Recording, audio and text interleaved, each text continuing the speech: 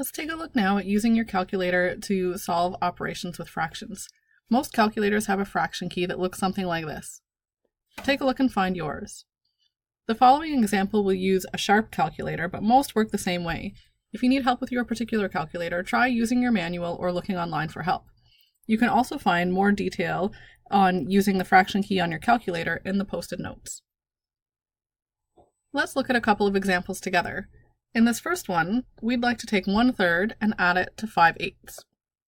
In order to punch this in, I'll use that fraction key or the ABC button between each piece of the fraction, for example, between the numerator and the denominator. So I type in 1, then the fraction key, 3 for 1/3, plus 5 for the numerator, hit the fraction key, 8 for 5/8. Press equals, and in the answer, I'm given it in the fraction reduced to lowest terms, and that little R symbol comes up between the pieces of the fraction. So 23 and then that symbol 24 is an answer of 23/24.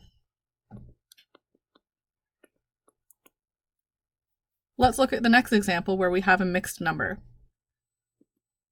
So if I want to punch in 2 and 1/16, again, I'll use the fraction key between each piece. So the whole number 2, fraction key, 1, fraction key, 16. So hit the fraction key, that ABC button between each piece of the fraction. Then subtract 5 in the numerator, fraction key, 32. And we get an answer here of 1 and 29/32.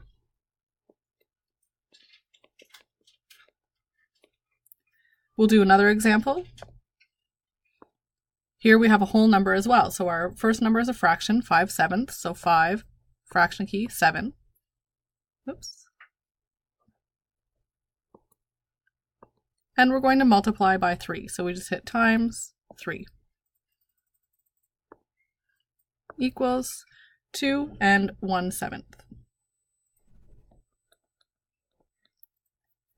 We can also use the fraction key to reduce a fraction to lowest terms. If you type in a fraction that's not in lowest terms, for example 38/80, using your fraction key, and press equals, the calculator will reduce it to lowest terms for you. The lowest terms would be 19/40.